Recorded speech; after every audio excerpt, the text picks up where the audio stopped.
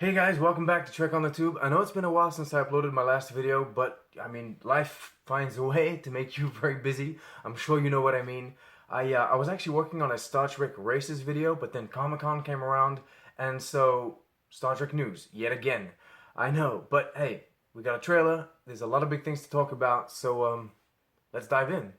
Alright, so San Diego Comic-Con, what happened? Well, there was a Star Trek panel in Hall H with cast and crew answering questions, talking about Discovery, and they also brought along two pretty big surprises. The first one being the trailer for Discovery Season 2, the second the announcement of a new anthology miniseries called Star Trek Short Treks. A few days before Comic-Con, they also released a few pretty nice promotional pictures, so I'll throw them up as I speak. The panel itself was about an hour long. I'll put a link in the description if you want to check that out. Honestly, it was mainly just talk about diversity and representation, but interspersed throughout that theme, there was some information dropped about Season 2. We're going to break that down right now.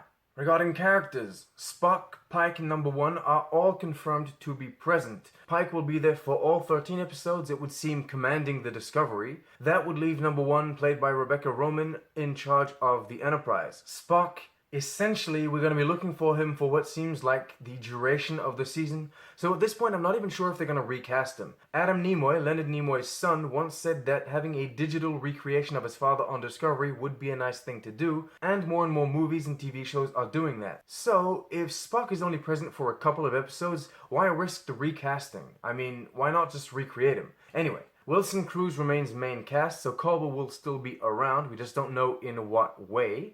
And we will be seeing Saru's home planet and the predatory species we heard about when we first met him.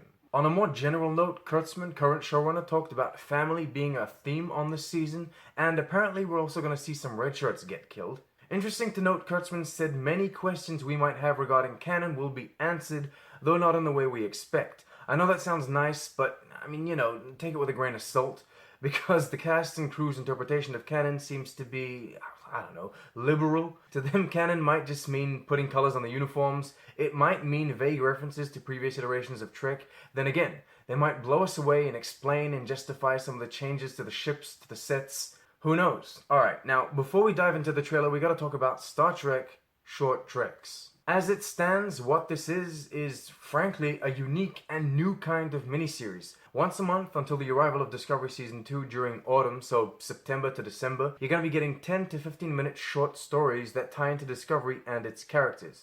Each episode will be its own thing, kind of like an anthology series. One episode is supposed to be about Harry Mudd, another about Tilly, another about Saru, and another about someone that we've never seen before being alone on a starship. I love this idea, and I'm really happy to see Star Trek breaking new ground. This is honestly something unique and new. It's a new format that I've never really seen before. I mean, if I had to compare, this could probably kind of equate to the Marvel one-shots that they've been doing, but that's not an actual TV series. It doesn't have an actual structure or format, so this is really unique. I just don't know how they're gonna package this when the time comes. Will we be getting a Blu-ray compilation of all these short treks? Will each season's short treks be added to the Discovery Blu-rays? But I suppose, we'll see when we get there. This is awesome. I like the idea. Alright, let's get down to business. The Star Trek Discovery Season 2 trailer. Technically, there are two trailers, the US CBS version and the international Netflix one. Both are very similar. There's just a few shots on the bridge that change a bit. Personally, I think the Netflix one works better. I don't know why. I just do. I don't really like the music in either, but that might just be me. As usual, links in the description if you want to check them out. So we start off with a Burnham monologue about looking up to the stars, finding a hidden message about space and time, all the while getting some nice shots of, space and the Discovery at warp. We then see her come face to face with some sort of alien.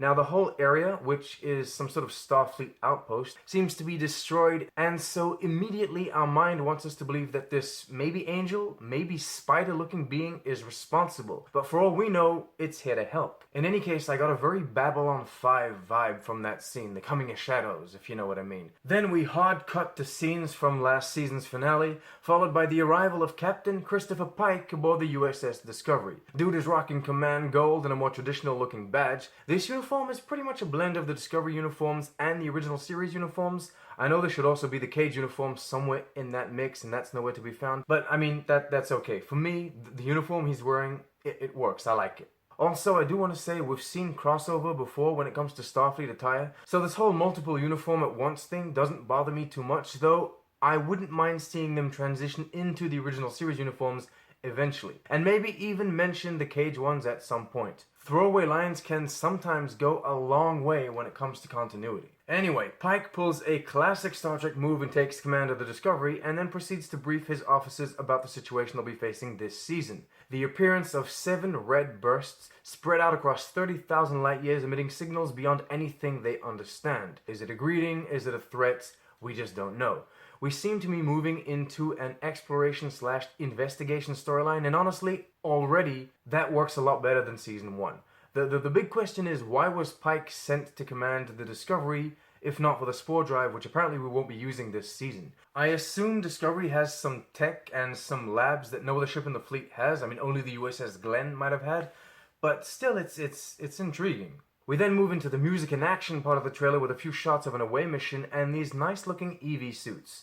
There's a very slight callback to the patent scene on the original series suits, but other than that, the design is new and modern. They actually look like something that we would see in the Kelvin timeline, with the gold, silver, and red shininess to them. A while later, we see them following these hovering thingies. At first, my reaction was frustration, because I've never really seen Starfleet with that kind of tech, but the more I think about it, the more I believe these are not Starfleet at all. The landing party seems to trigger or awake them in this shot, and then follow them in this one. And that works for me. Hovering thingies aren't new to Star Trek. Most of what's in the trailer from then on is just ships, shuttles, pods, and rocks moving around in space, hitting each other, not hitting each other, you know, and there's not much to say about that. But we do get Pike and Burnham talking about Spock, and we learn he's linked to these red anomalies in some way. At this point, I have no valid theories as to what's going on. I mean, instinctively, I thought of red matter from the Kelvin timeline.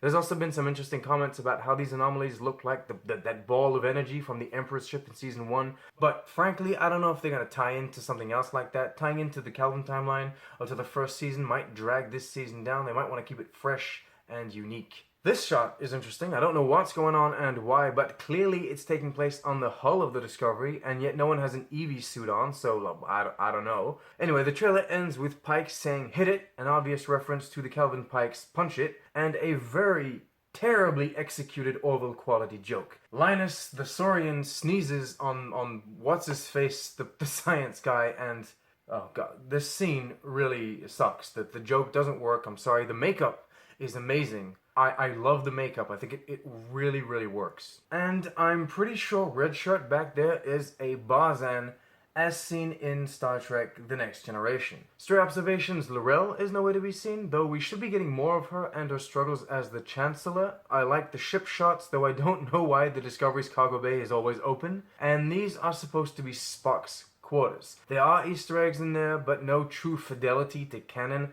I'm not going to talk about that now. I'm going to wait till we see the quarters on the show and then get emotional in an episode review if I have to. This is just a trailer breakdown. Also, you probably noticed, but there was no mention of Section 31 whatsoever in this trailer, which surprised me because I thought Section 31 was going to have a major part to play in Season 2. Maybe they changed that idea. Maybe Section 31 is only going to be involved when the Klingons are involved.